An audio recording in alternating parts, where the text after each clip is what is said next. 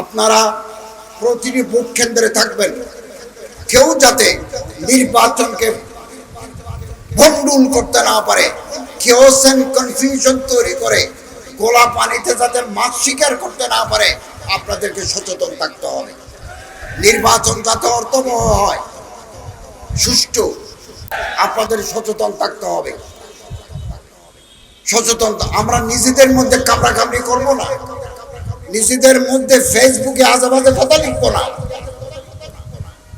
আমরা কেন এক বন্ধুর বুকে আরেক বন্ধু ছুরি বসাই? আমাদের আসল শত্রুকে তাকে টার্গেট করতে হবে। এই দেশ চলবে, এই দেশের বৃহত্তর জনগোষ্ঠীর কথা মতো এই দেশ চলবে, কোন বিদেশি প্রেসক্রিপশনে এই দেশ চলবে না। অতএব আসুন, জাতীয় উলামা মাশায়েখ আইমা পরিষদ তার প্রতিষ্ঠা লগ্ন থেকে ইমামদের, আলেমদের, খতিবদের নিয়ে কাজ করে যাচ্ছে। জনগণের মাঝে তাদের গ্রহণযোগ্যতা আছে। আমরা রাত দিন পরিশ্রম করে কাজ করে যাব। আগামী দিনে যারা জনগণের ম্যান্ডেট নিয়ে ভোট নিয়ে আসবেন, তারা একটা সুন্দর ব্যবস্থাপনা তাদের জন্য আমরা রেখে যাব। আমি আপনাদের কাছে অনুরোধ করব, জুলাই বিপ্লবের মাধ্যমে আমাদের শিক্ষা নিতে হবে। 1 নম্বর শিক্ষা, জোর করে ক্ষমতায় থাকা যায় না। এটা জুলাই বিপ্লবের শিক্ষা। গুম, খুন, আয়নাঘর করে হাজার হাজার মামলা দিয়ে জনগণকে চিরকালের জন্য দমিয়ে দাবিয়ে রাখা যায় না। বিদায় নিতে হয়, করুণ বিদায় পরিণতি হয়। এটাই জুলাই বিপ্লবের শিক্ষা। জুলাই বিপ্লবের আরেক শিক্ষা, এই যে সুযোগ এনে দিল, আজকে আমাদের মাননীয় প্রধান উপদেষ্টা মহোদয় ঘোষণা করেছেন ফেব্রুয়ারিতে নির্বাচন হবে, এবং আমরা চাই এই আগামী ফেব্রুয়ারি নির্বাচন হবে free, fair, impartial and inclusive, সুষ্ঠু, শান্ত, সমৃদ্ধ, এবং আমরা ইতিমধ্যে লেভেল প্লেইং ফিল্ড, প্রত্যেকের অধিকার, নির্বাচন করার যে অধিকার, সুযোগ আমরা নিশ্চিত করব। আপনারা নির্বিঘ্নে আগামী ফেব্রুয়ারি মাসে ভোট দিতে পারবেন, এবং এই ভোট হবে দিনের আলোতে, রাতের আঁধারে নয়। এটা রিমার্কেবল ভোটিং সিস্টেম আগামীতে আমরা করব। কেউ যাতে পেশি শক্তি ব্যবহার করে ব্যালট বক্স ছিনতাই করতে না পারে, ওয়ার্ডে ওয়ার্ডে, গ্রামে গ্রামে আপনাদেরকে সতর্ক থাকতে হবে। আমরা চাই দেশের মানুষ যাদেরকে ভোট দিবেন তারাই ম্যান্ডেট প্রাপ্ত হয়ে আসবেন, আমরা তাদের হাতে ক্ষমতা হস্তান্তর করে দেব। মানুষের মধ্যে একটা ভুল ধারণা ছিল অনেকের মধ্যে যে অন্তর্বর্তীকালীন সরকার থেকে যাবে। আমরা প্রথম দিন থেকে প্রস্তুত ছিলাম যে একটা পরিবেশ, সাধারণত বিপ্লবের পরে আমাদের অর্থনীতি ছিল ভঙ্গুর। ব্যাংকের 80 ভাগ টাকা লুটেরা শক্তি লুট করে নিয়ে গেছে। 80% টাকা, ইন্স্যুরেন্সের টাকা নাই। ব্যাংকগুলো তারল্য সংকটে, ব্যাংকগুলো মুমূর্ষ অবস্থা। আমরা যখন গত বছর 8ই আগস্ট দায়িত্ব নিই, তখন ব্যাংকের রিজার্ভ ছিল $20 বিলিয়ন। এই 1 বছরের ভিতরে আমরা $31 বিলিয়ন রিজার্ভে মজুদ রেখেছি, এবং একটা সাউন্ড ইকোনমিক সিস্টেম আমরা দিয়ে যাচ্ছি। আইন শৃঙ্খলা পরিস্থিতি আমরা চেষ্টা করেছি। 16-17 বছরের জঞ্জাল 1 বছরে পরিষ্কার করা যায় না।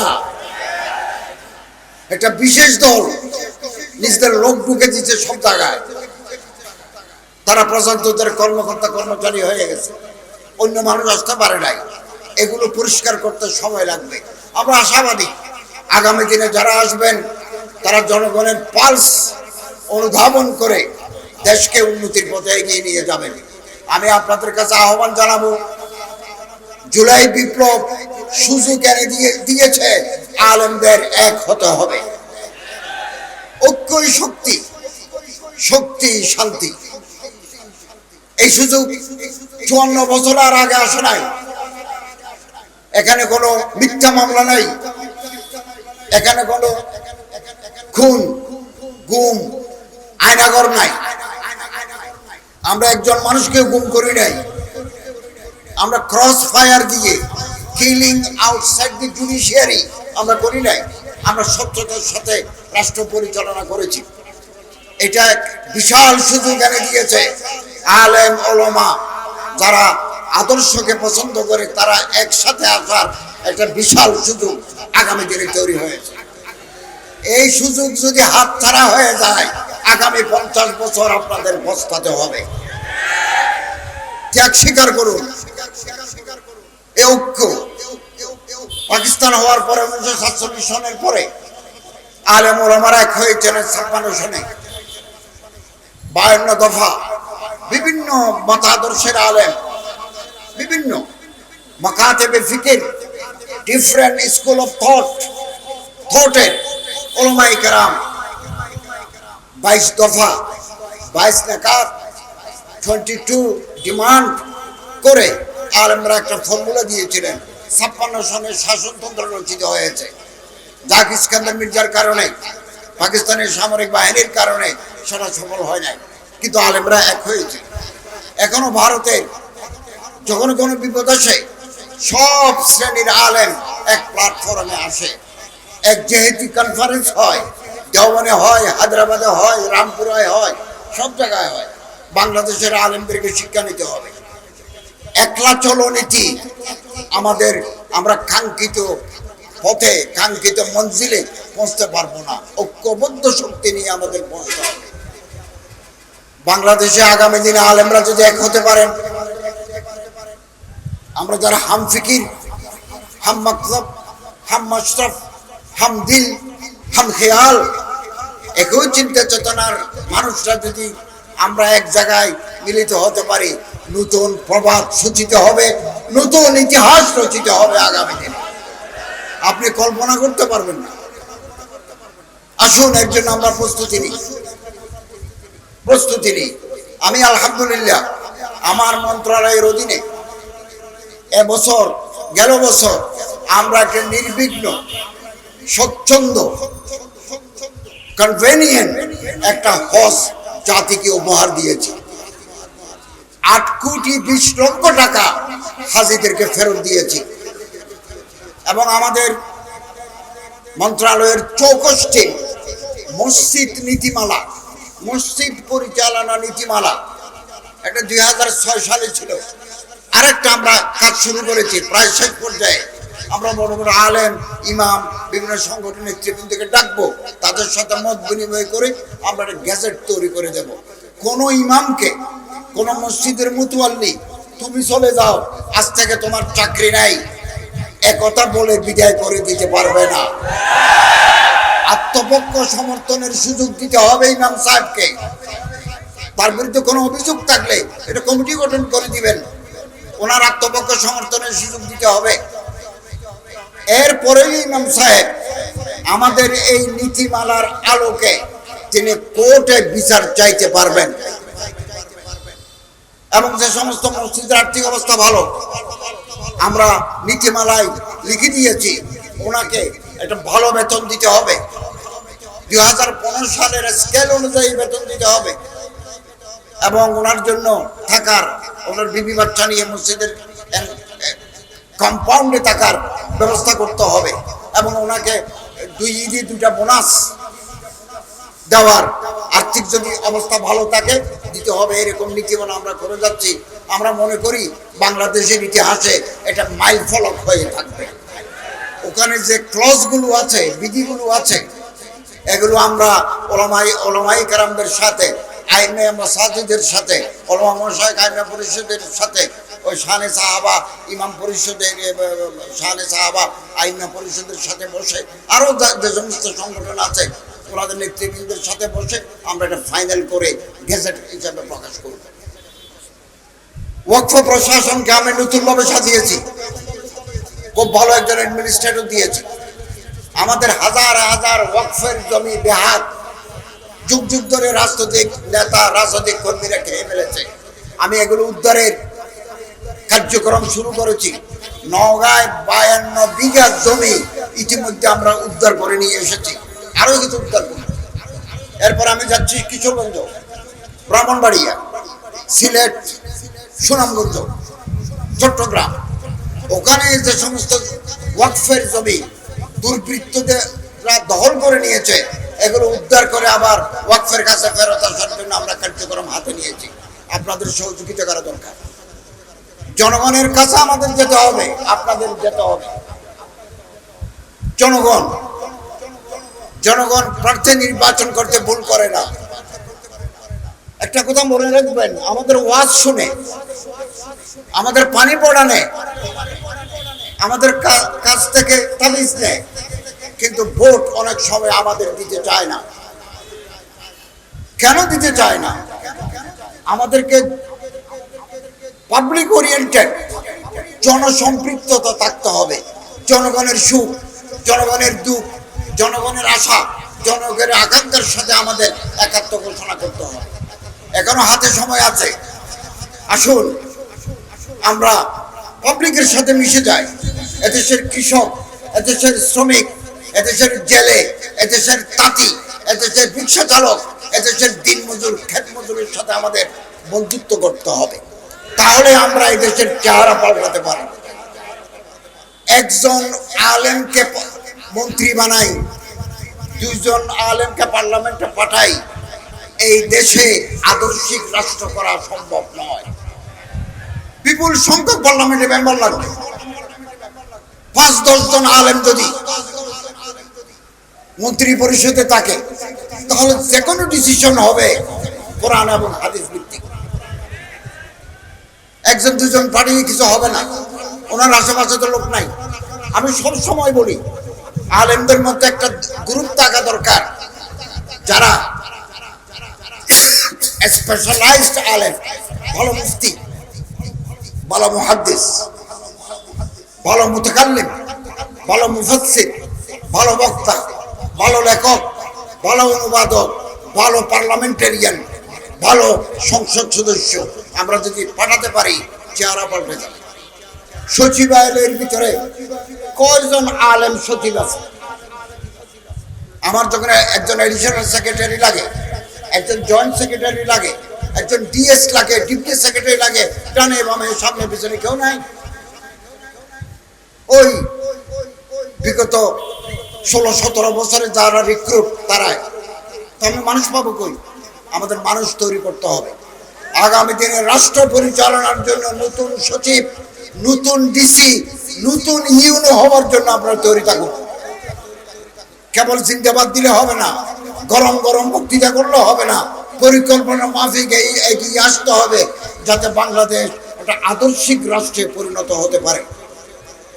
এবং আমরা সবসময় লক্ষ্য করেছি, বাংলাদেশে ধর্মকে নিয়ে কটূক্তি করা, ব্যঙ্গোক্তি করা একটা ফ্যাশনে পরিণত হয়েছে।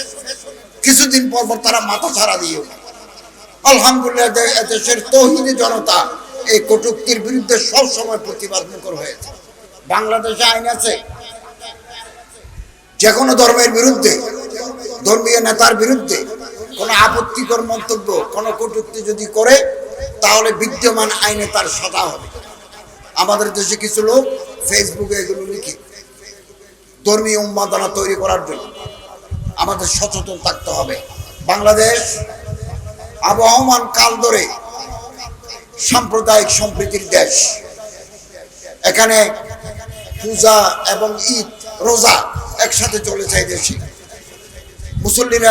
মুসলমানরা মসজিদে যায়, হিন্দুরা মন্দিরে যায়, বৌদ্ধরা পেগোড়ায় যায়, খ্রিস্টানরা চার্চে যায়। কোনো ধরনের কোনো সংঘাত নাই। বিদেশ থেকে বহু লোক, বহু সাংবাদিক, বহু এজেন্সি, গভর্নমেন্টের লোকেরা আমার সাথে কথা বলেছে। আমি তাদেরকে 100% নিশ্চয়তার সাথে বলেছি, আমাদের এই দেশে প্রতিটি নাগরিকের ধর্ম পালনের অধিকার আছে। যে যে ধর্ম হোক, ধর্ম পালনের অধিকার আছে। আমি জেলখানায় কোরআন শরীফ যেমন দেব, হাদিস শরীফ যেমন দেব, ওজিফা যেমন দেব, সাহাবায়ে কেরামদের জীবনী যেমন দেব, সিরাতুল রাসূল যেমন দেব। ঢাকার কেন্দ্রীয় কারাগারে 200 জন সনাতন ধর্মের বন্দী আছে, তাদের জন্য তাদের ধর্মীয় কিতাব দেব। অতএব যারা বাইরে বসে বলে বাংলাদেশে সংখ্যালঘুদের ধর্ম চর্চায় বাধা দেওয়া হচ্ছে, একথা 100% মিথ্যা, অসত্য, উদ্দেশ্য প্রণোদিত। এটা বাইরে এরকম একটা মিথ্যা প্রপাগান্ডা চালাচ্ছে, আগামী দিনে আরো বেশি করে চালাবে।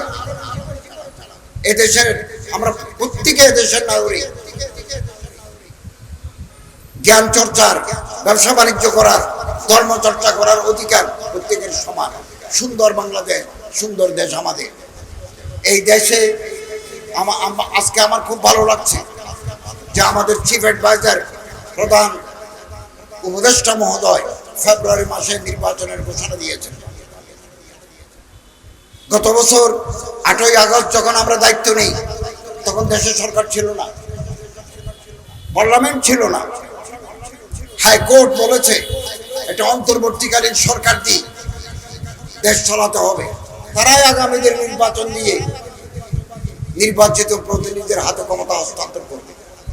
বহু সংকট, বহু বিপদ, বহু সংখ্যা আমরা অতিক্রম করেছি, আলহামদুলিল্লাহ।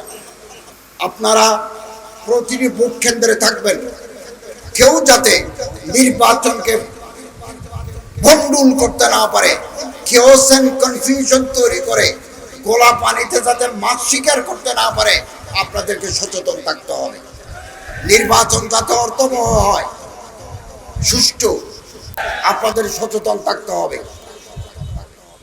সচেতন আমরা নিজেদের মধ্যে কামড়াকামড়ি করবো না, নিজেদের মধ্যে ফেসবুকে আজেবাজে কথা লিখবো না।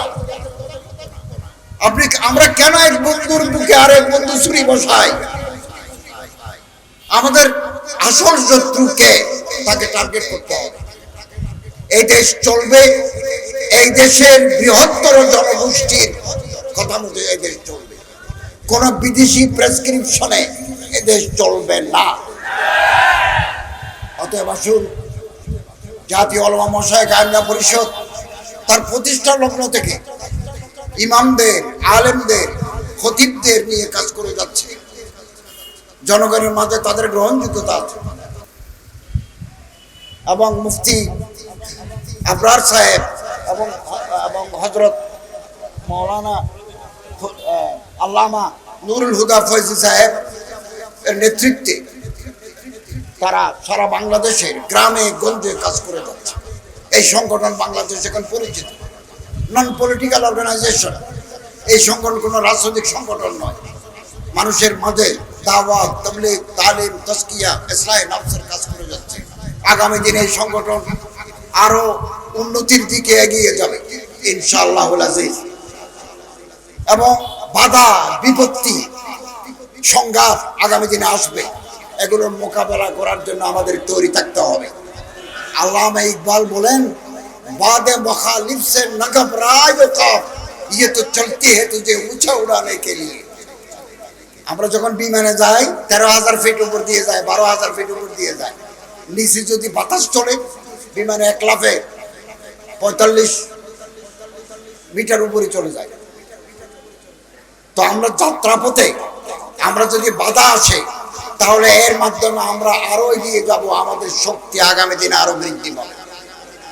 পৃথিবীতে কোনোদিন জালিম চিরকালের জন্য জয়লাভ করতে পারে নাই, মজলুমের জয় হয়েছে। এবং আফজলুল জিহাদ কালিমাতে হক নিন্দা সুলতানিন জায়ের, হক কথা বলার, সত্য কথা বলার এই ধারাবাহিকতা জাতীয় উলামা মাশায়েখ আইমা পরিষদের আছে, আগামী দিনেও থাকবে। এবং আমরা সুন্দর বাংলাদেশের অপেক্ষায় আছি। এখন আমাদের গ্রামে গঞ্জে চলে যেতে হবে, সাধারণ জনগণের সাথে আমাদের মিশতে হবে। তাদের দুঃখ, তাদের হাসি আমরা ভাগ করি না। জনগণের ম্যান্ডেট নিয়ে যদি আমরা আসতে পারি, যারা আসবেন তারা আগামী দিনের ইতিহাস রচনা করবে। আমি আজকের এই সম্মেলনের সফলতা কামনা করি। যারা শাহাদত বরণ করেছেন জুলাই বিপ্লবে, তাদের রোহের মাগফিরাত কামনা করি আল্লাহ তাআলার দরবারে।